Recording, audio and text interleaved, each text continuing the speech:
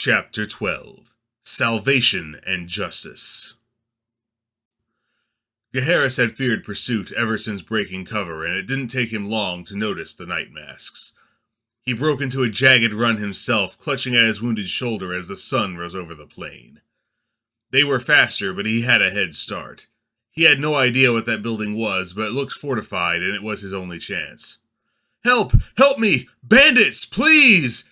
He called out with all the power his voice could muster between the blood loss and the returning stitch in his side from running as he approached. A head appeared over the parapet in response, but the night masks were closing in.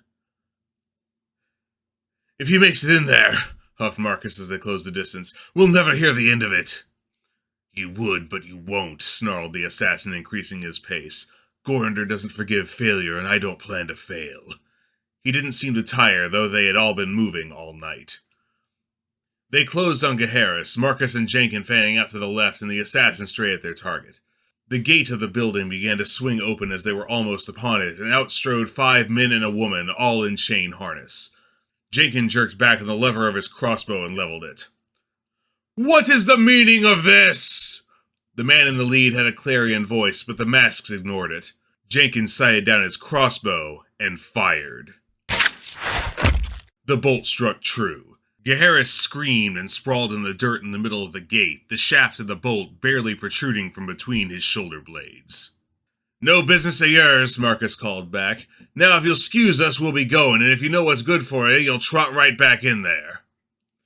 The assassin stopped and regarded these interlopers as the sun rose behind him. He squinted in the light as they advanced. "That will not do," replied the leader of the building's defenders. He leveled his sword at the masks, and his men charged as the woman next to him chanted a spell. Marcus raised his daggers and interposed himself as Jenkins reloaded his crossbow. The soldiers came for them, while their leader advanced toward the assassin. Gorinder's agent swiftly drew his hand crossbow and shot at the caster before going for his own sword. The bolt struck true, and she cried out as the deathblade poison began to do its fatal work. Then he closed on the armored man. A few feet away, Marcus Ravenlock was having a devil of a time. He quickly realized that he could easily take any one of these clowns, but altogether was a bit of work.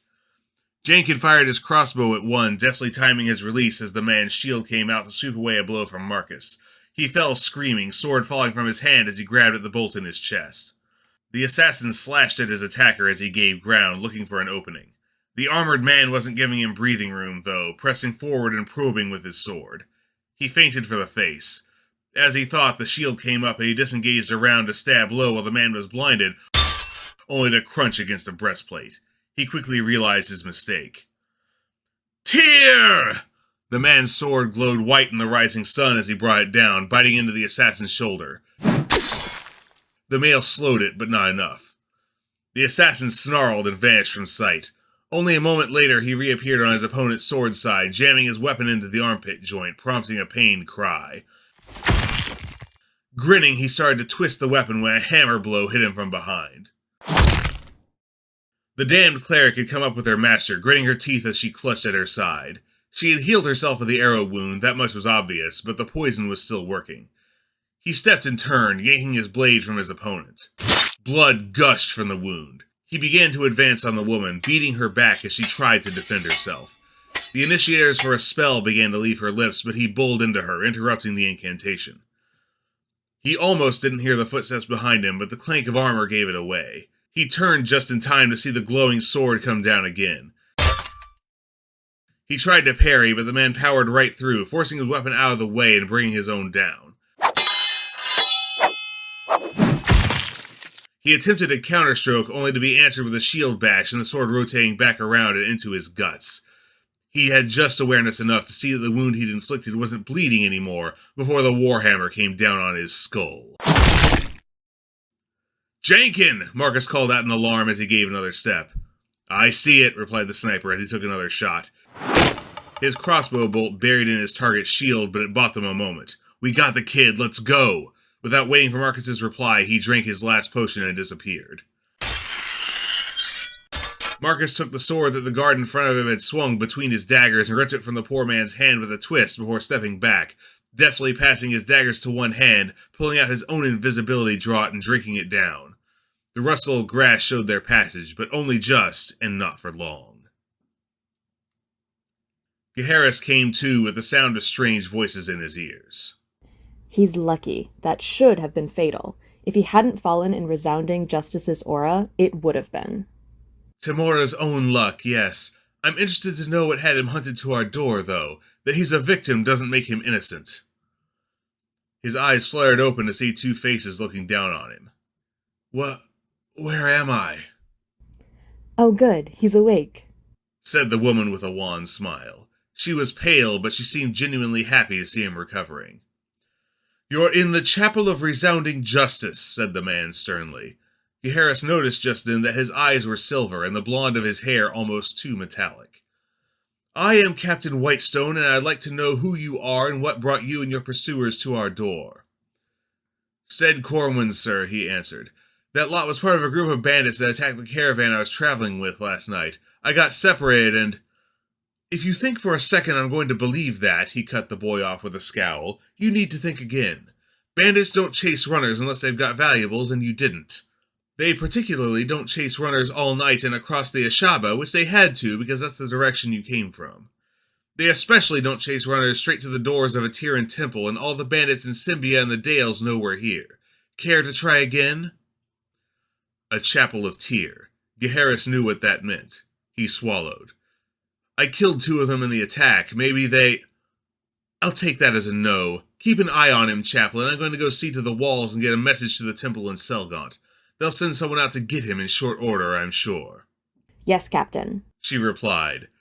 Gaheris sat up and looked around, seeing that he was indeed in a small chapel room. He'd been laid out on the dais, and the altar was right above him, the image of a pair of scales balanced on a warhammer on the wall above. The chaplain took a seat on the pew. Those were some nasty wounds he put in you. How are you feeling? Surprisingly good, replied Gaheris, swinging his feet around off the edge of the dais to sit. Thank you.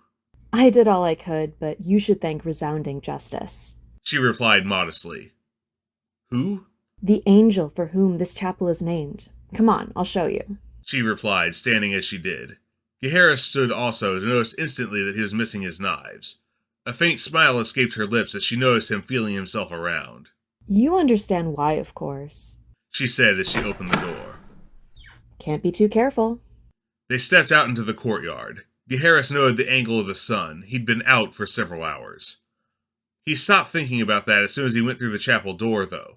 He found himself inside a walled courtyard, battlements all around with towers at the corners, but what caught his eye was the life-size statue of a planetar in the center of the yard, sword held to the sky and hand pointing downward as if in judgment.